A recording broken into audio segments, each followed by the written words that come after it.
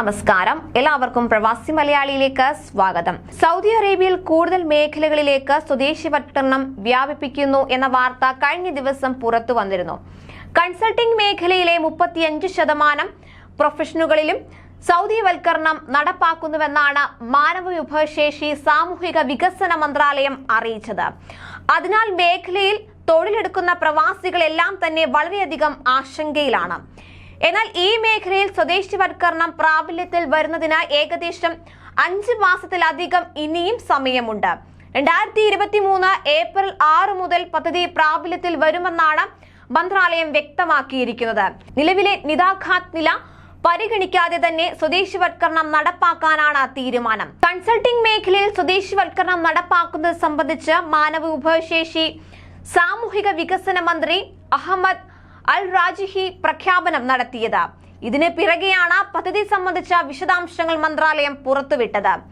Consulting മേഖലയിലെ 35% പ്രൊഫഷനുകളിലും സ്വദേശികളെ നിയമിക്കാനാണ് നീക്കം. Computer consulting പ്രവർത്തനങ്ങൾ, സാമ്പത്തിക സെക്യൂരിറ്റി, ഇതര സാമ്പത്തിക ഉപദേശക പ്രവർത്തനങ്ങൾ, സകാത്ത്, ആദായ നികുതി ഉപദേശക പ്രവർത്തനങ്ങൾ, തൊഴിൽ ഉപദേശക പ്രവർത്തനങ്ങൾ, സീനിയർ മാനേജ്മെന്റ് ഉപദേശക സേവനങ്ങൾ, കായിക ഉപദേശക പ്രവർത്തനങ്ങൾ, അക്കൗണ്ടിംഗ് ഉപദേശക പ്രവർത്തനങ്ങൾ എന്നിവയുൾപ്പെടെ 61ഓളം തസ്തികകളിൽ സ്വദേശിവൽക്കരണം ബാധകമാണ്. ധനമന്ത്രാലയം, local content authority, pending efficiency authority, Hadaf fund എന്നിവയുമായി സഹകരിച്ചാണ് കൺസൾട്ടിംഗ് രംഗവും ആ മേഖലയിലെ തൊഴിലുകളും സ്വദേശിവൽക്കരിക്കാൻ തീരുമാനിച്ചത് എന്നും മന്ത്രി ട്വീറ്റ് ചെയ്തിട്ടുണ്ട്. സ്വദേശി സ്ത്രീ പുരുഷന്മാർക്ക് മികച്ച തൊഴിലവസരങ്ങൾ ഒരുക്കുക, തൊഴിൽ വിപണിയിൽ അവരുടെ പങ്കാളിത്തവും നിലവാരവും ഉയർത്തുക, സാമ്പത്തിക വ്യവസ്ഥയിൽ അവരുടെ സംഭാവന വർദ്ധിപ്പിക്കുക എന്നിവ ലക്ഷ്യമിട്ടാണിതെന്നും മന്ത്രി പറഞ്ഞു. സൗദിയിൽ വിനോദ കേന്ദ്രങ്ങളിൽ സ്വദേശിവൽക്കരണം കർശനമായി നടപ്പാക്കി തുടങ്ങിയിരുന്നു. സൗദി പൗരന്മാർക്ക് മാത്രമായി പരിമിതപ്പെടുത്തിയ തൊഴിലുകളിൽ മറ്റ് രാജ്യക്കാരെ നിയമിക്കുന്നതിനെതിരെ മാനവവിഭവശേഷി സാമൂഹിക വികസന മന്ത്രാലയം മുന്നറിയിപ്പ് നൽകിയിട്ടുണ്ട്. സൗദി അറേബ്യയിൽ വിനോദ കേന്ദ്രങ്ങളിലെ 70% ജോലികളാണ് സ്വദേശികൾക്കായി പരിമിതപ്പെടുത്തിയിരിക്കുന്നത്.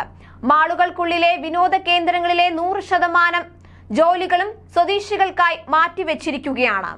അതുപോലെ രാജ്യത്തിന്റെ വികസനം ലക്ഷ്യമിട്ട് വമ്പൻ നീക്കങ്ങളാണ് കിരീടാവകാശിയും പ്രധാനമന്ത്രിയുമായ മുഹമ്മദ് ബിൻ സൽമാന്റെ നേതൃത്വത്തിൽ നടക്കുന്നത്. അധികാരത്തിലേറി പിന്നാലെ രാജ്യത്തെ നേട്ടങ്ങളുടെയും വികസനത്തിന്റെയും നെറുകയിൽ എത്തിക്കുക എന്നതാണ് അദ്ദേഹത്തിന്റെ ലക്ഷ്യം.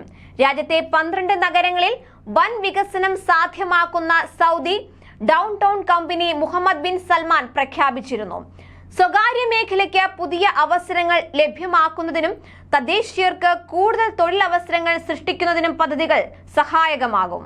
കൂടുതൽ പ്രവാസി വാർത്തകൾക്കായി ഈ ചാനൽ സബ്സ്ക്രൈബ് ചെയ്യുക.